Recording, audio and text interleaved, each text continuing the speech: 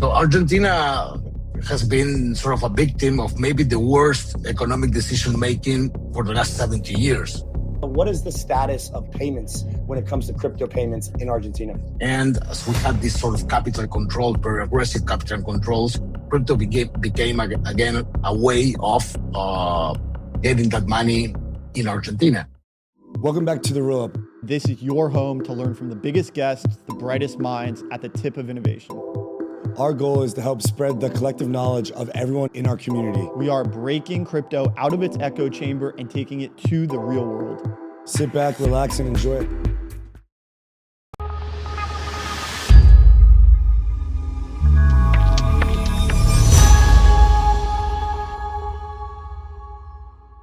Alrighty, guys, we are here with Money Moves Fast, episode number 10. We've got Diego Fernandez, the co-founder of Sovra. Money Moves Fast is our premier weekly payments, tokenization, and RWAs show here on Roll Up TV. No one better to have for this week other than Diego, coming live from Buenos Aires. We will be there with him very, very shortly. One of the premier hubs of crypto and blockchain where the use cases far surpass speculation and hype and are drilled into the everyday use case for the average folk. Diego, pleasure to have you, man. Andy, thank you so much for inviting me. Happy to be here. How's the city, man? How's the city? It must be picking up already.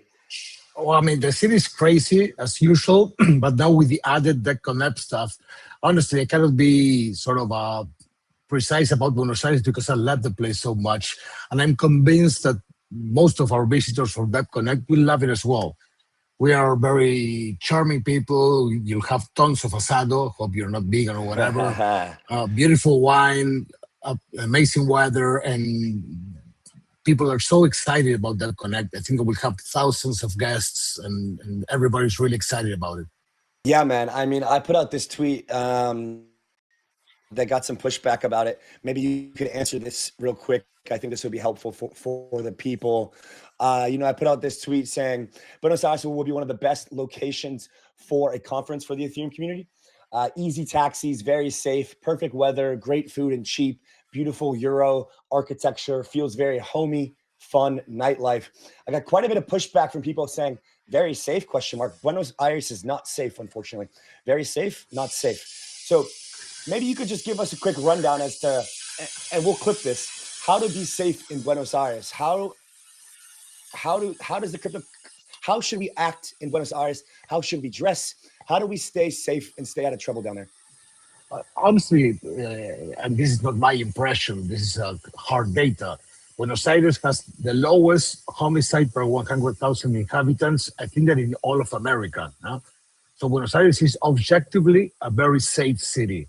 Of course, you have certain places in Buenos Aires which maybe you shouldn't go out at night, but trust me, you're not going. Maybe you shouldn't go out at night with an iPhone 17 Pro Max doing like this, or a 20,000K, 20K watch. But trust me, you're not going to be there. I mean, you'll stay in neighborhoods where I live in Palermo, which nothing will happen. Nothing. You can get a chance of, if you're, doing like this on the street, someone comes and pull your phone out. The same thing happens in New York, in any other European city. In my perspective, Buenos Aires is a perfectly safe town, and everybody that comes can be very, very comfortable with it. And I hope that you enjoy it. And that's how I feel too. I mean, I was saying, like, look, I mean, I've lived in Medellin, in Bogota, in Sao Paulo, in Rio, in Nicaragua, in Panama. And I've been around the block. I've been in many places that I should not be at late night hours, and never in my time in Buenos Aires did I feel threatened. Did I feel under fire? Did I feel like I was going to be threatened? So, man, let's get to the meat and potatoes here today. Buenos Aires, Argentina is an economic hub for the Southern Cone. It is a city of culture. It is a city of art, of food, of wine. It's also been a country that has been plagued with questionable economic decision-making from the highest of powers. Crypto as a technology has absolutely infiltrated the countries that have needed it the most, primarily with stablecoins. maybe we could talk a bit about how, like, the state of blockchain adoption in Argentina, and kind of why stablecoins, why Bitcoin, and these store of value assets have been so important, and just generally kind of like what the evolution you've seen over the last couple of years as far as adoption has looked like. Well, first of all, thank you for being so mild about questionable economic decisions from governments in Argentina. That is honestly a complete understatement. I mean, there's this saying, I don't know who was the guy that said it, but there's developed countries, there's underdeveloped countries, Japan and Argentina, which are two inexplicable cases. So Argentina has been sort of a victim of maybe the worst economic decision making for the last 70 years. And we have had, I don't know, inflation, I think 65 out of those 70 years. And when I say inflation, I mean crazy inflation. It's not 2, 3, 4, 5%. It's 20, 100, 200, and even thousands of percentage per year of inflation. And the government, before the government that we have now, started taking these measures as, for example, not allowing people to buy dollars. So when you have these pesos, local currency in your hand, with a 20% per month inflation, literally the money melts in your hands. So what do sort of people try to do? Hey, this money is losing value each day, so I have basically two alternatives. I buy things and spend my money, and buy whatever thing. I buy a car if I can, or I buy a refrigerator, or I go out and have a dinner, but I prefer to spend my money and not keeping it. And the other alternative is I'm going to preserve this kind of short-term store of value. I buy dollars, and by that way, I'm preserving the value of my money. And that is so embedded in Argentine culture because of 70 years of mismanagement of the economic situation. So crypto got into Argentina, in my perspective, from two different sides. We have a really strong foothold in developers and really deep tech guys doing amazing things in Argentina, starting with the Voltaire House, something like 10 years ago, where many OGs from the Ethereum community came out, Open Zeppelin and others, Lambda class working for 10 years in crypto and so on. So we had this sort of talent in Argentina, which is one of the bases for crypto to really get its momentum.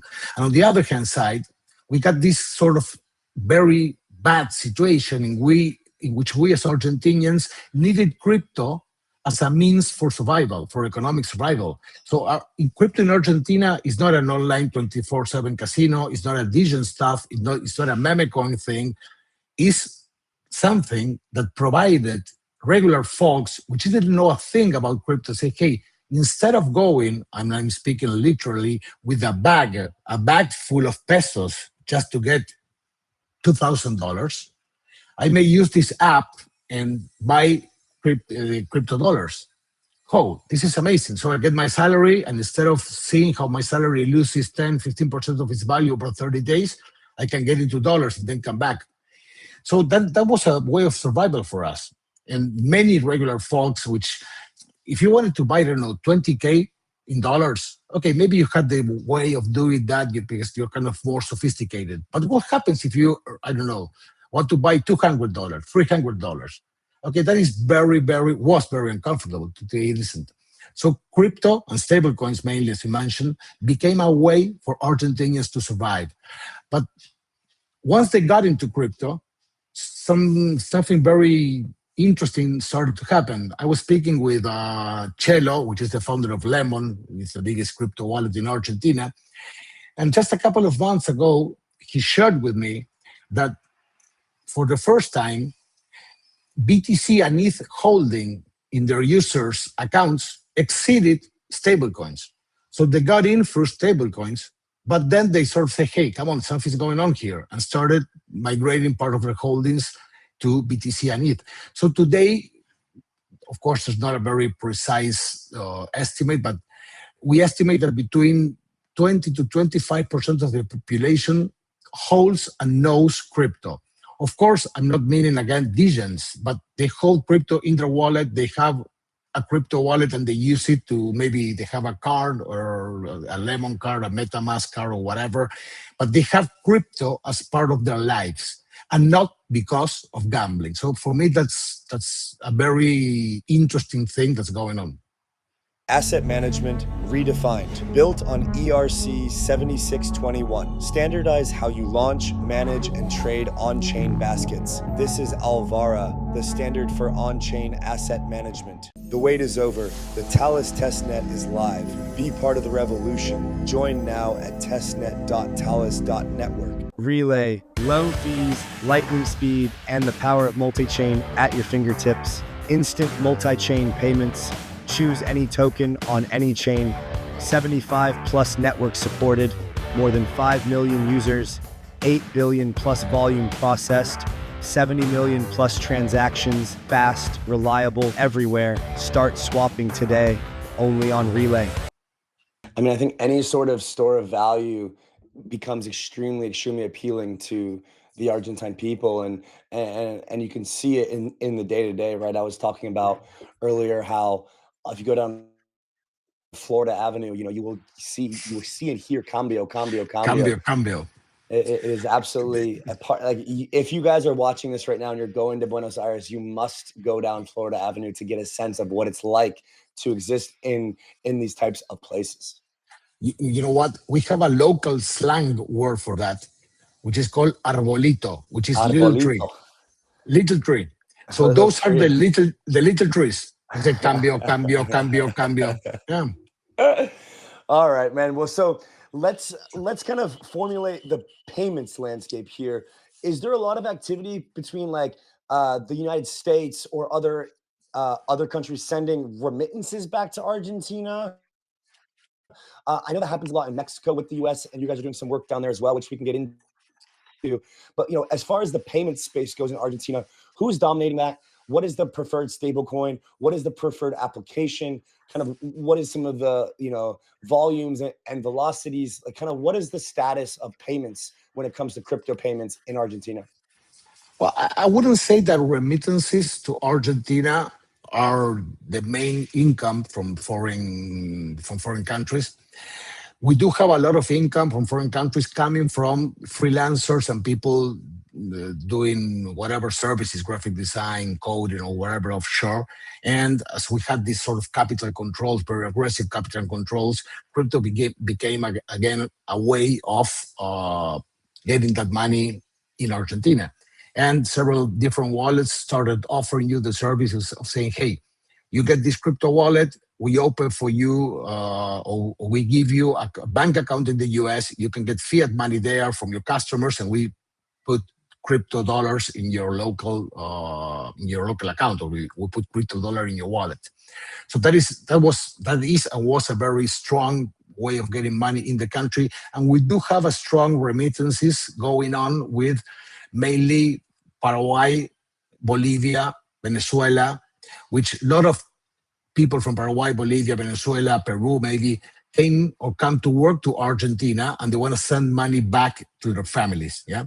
So there is money going out of the country, but that is again a very strong player there. And we do have a very strong connection as well with Brazil, because we Argentinians spend holidays and visit Brazil very regularly. So in the payments arena, as you were asking, well, we have a sort of a behemoth of players here, which is Mercado Pago.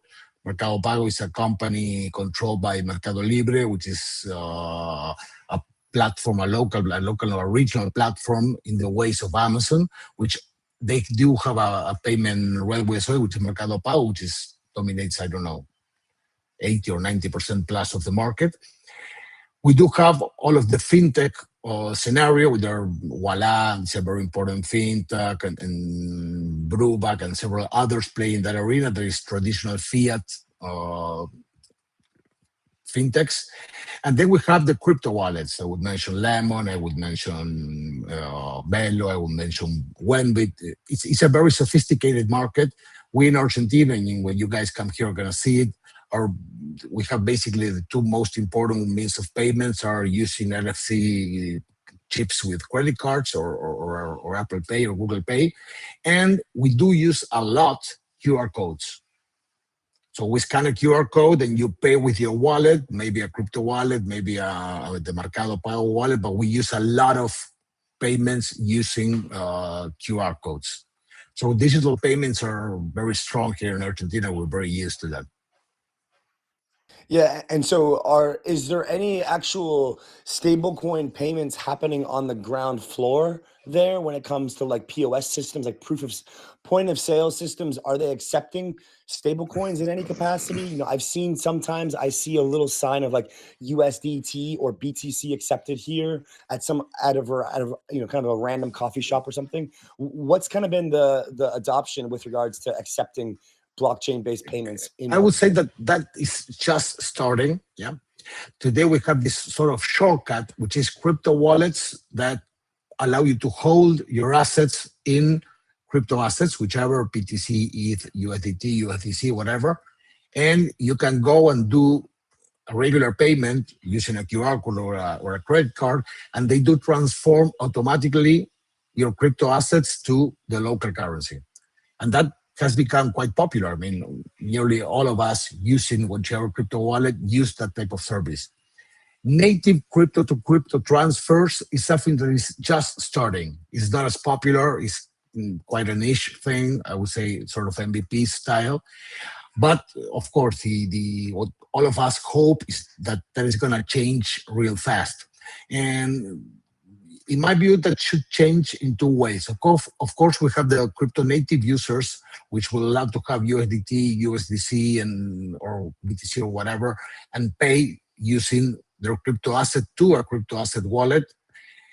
And I think that what we will start to see is financial services and fintech companies that use crypto railways because they're much more effective and safe than TradFi railways, but show the user sort of a TradFi Web2 interface. So maybe my 85-year-old mother doesn't need to get into the understanding of USDT, USDC, and whatever. She just has a wallet where she can save money in, and then she can go and pay for the groceries. And maybe that wallet and that fintech company is using crypto railways, but as a back end. Yeah, in the front end, the regular user doesn't even get to know if the dollars are USDT, USDC, crypto pesos, or whatever. Yeah, I mean, that the latter point there is where a lot of I think players are trying to get to, right? Because at some point, you just want to stick to the same thing that you've been doing as a consumer, but just have a better experience and a better product. And so that's going to take time to get to where like the Visas and the Stripes and the Mercado Libres of the world, you know, accept the stablecoin settlement. And then once that happens, then the adoption should really, really pick up. Yeah, I agree with you. And I think that the complex thing about crypto is that we have this sort of the crypto assets, the native crypto assets, BTC, ETH, and all of the rest. You need to sort of be inside the thing to understand them, yeah? To say, hey, okay, I'm going to buy BTC. That's an investment decision. But regular folks doing everyday shopping, everyday grocerying, and whatever, maybe they're not willing to spend their time in understanding that type of thing. Right. They just want a means in order to do their financial transactions to keep on with their everyday life.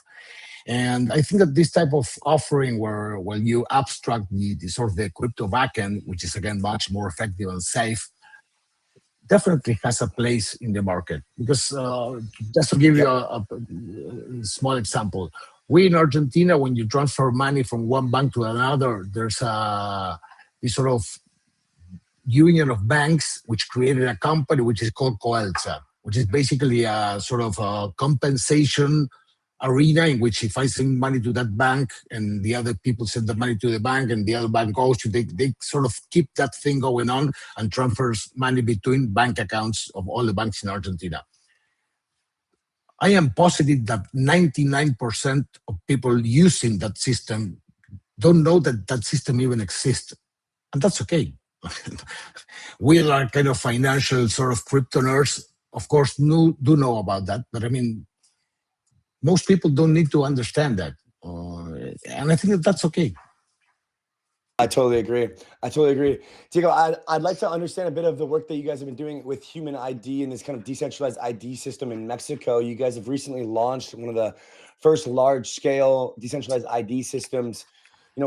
How'd that process happen? What was the story behind that? And, in the lens of stable coins, of payments, of this kind of onboarding users on chain, what does that really mean for the Mexican people?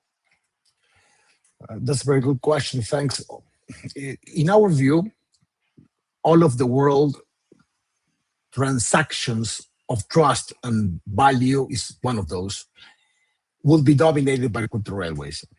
Today, we have different railways for different type of things that we need to preserve and trust. So we have one railway for doing money transactions, one railway for doing sort of, I don't know, whichever document, contract, or thing that we need to sign in order to sign a contract, or owning a car, owning a house, or whatever.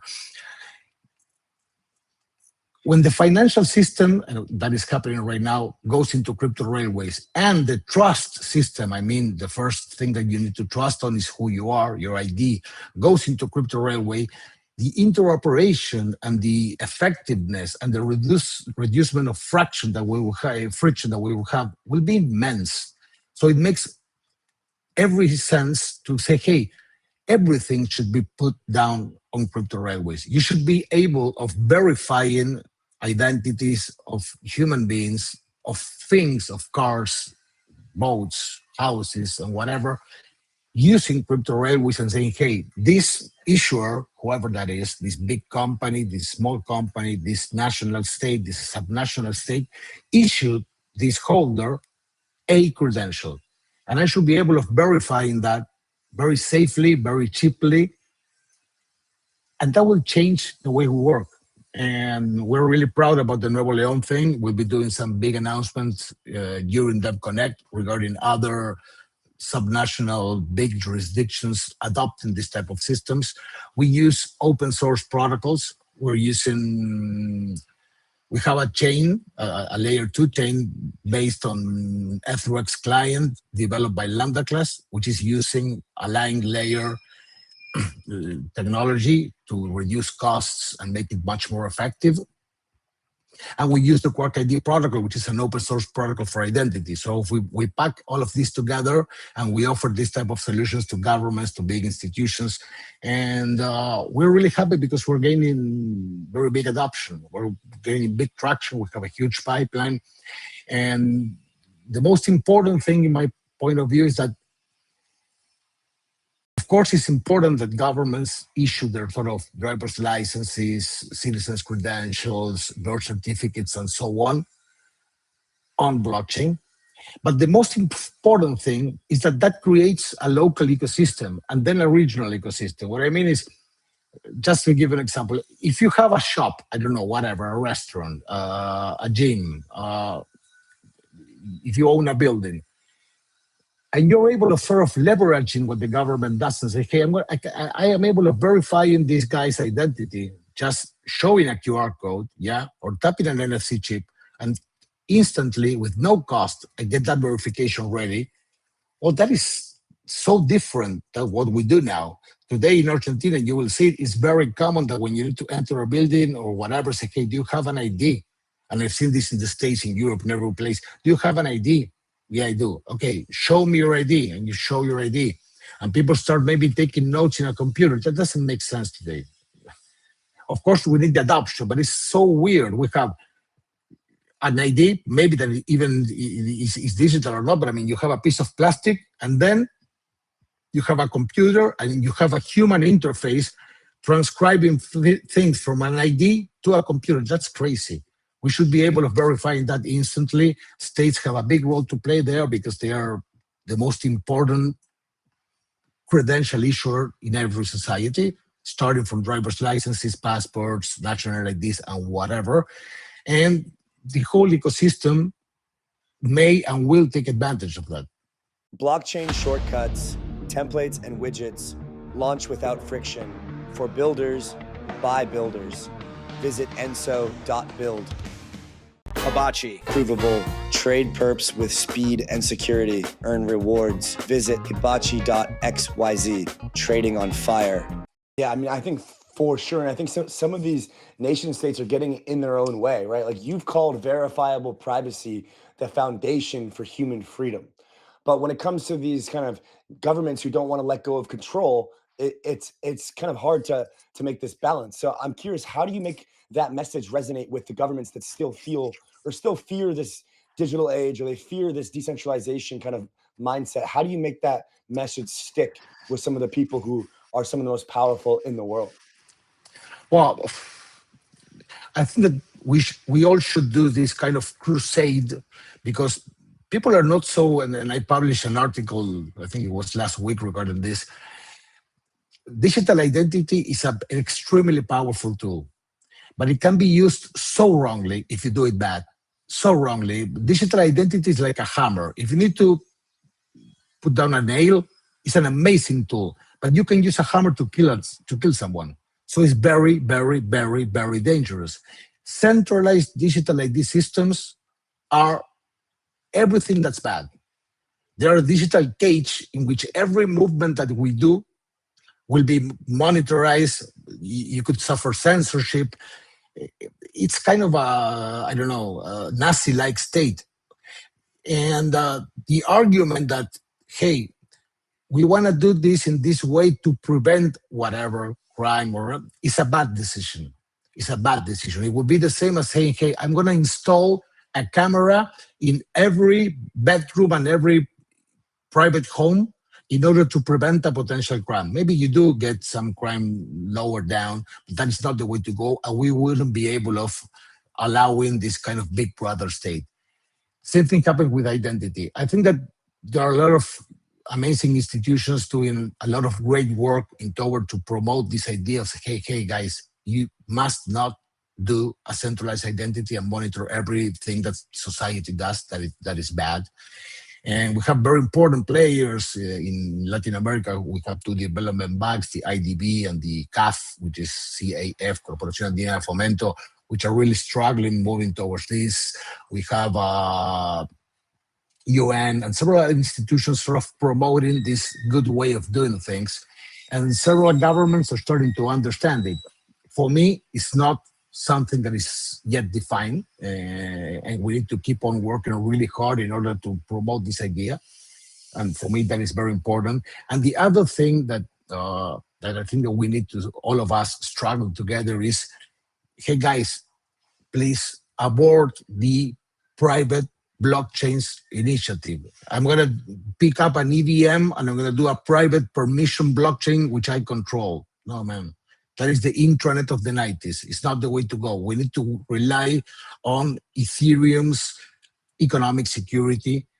We have 100,000 plus nodes verifying our transactions. We have billions of dollars securitizing the information that's inside.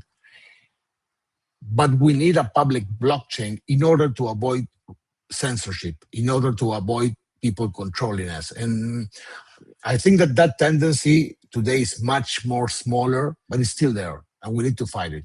Yeah, I totally agree, man. I mean, it's part of this whole return to fundamentals ethos that we've been trying to really iron into people's minds and ingrain into the industry. And I think that really you're capturing a lot of that today. Diego, as we kind of come to a close, any final remarks for those coming to Buenos Aires, coming to your lovely country? How will you welcome them? Any big events that you are hosting, or that, where can we find you in the city? Well, we hired this amazing venue just in front of ETHConnect with Lambda and Ergodic Group, and we're doing a bunch of events there. We have an amazing GOP-free summit, which is people from governments all over the region that are coming precisely to a crypto event, which is something I wouldn't say it's the first time, but it's something really interesting to see. And there are a bunch of events going on there. The amount of side events that we have is, it would be so hard to really choose which event to go. Other people are doing amazing events and so on. My recommendation is do not eat for the last 4 or 5 days. Eat very little. You have amazing food here, amazing food. You don't need to bring anything. Come here and try wine. Wine is a very special thing in Argentina. Don't forget about trying mate, which is a very local drink that we have in Argentina. I will show it to you. This thing over here. Yeah. Yes. We do that all the time. Yeah. Come and try mate, which is this very, very awkward thing. And my last recommendation is, I know that coming to Argentina from the States, from Asia, from Europe is a long trip. So my recommendation is Argentina is a big and beautiful country. Make your stay as long as possible. Go to Patagonia, go to Salta and the northern part of Argentina, which is amazing. Go to Iguazu Falls, which is out of this world. There are lots of things to do, and we're really so happy to have you all guys here next week. Beautiful. Diego, thank you for your time. Thanks for being a part of the roll-up. We'll see you there. We are hosting an event at that space with Lambda on the 18th. So looking forward to that, man. We'll be there. Bye-bye, Andy. Bye, Diego.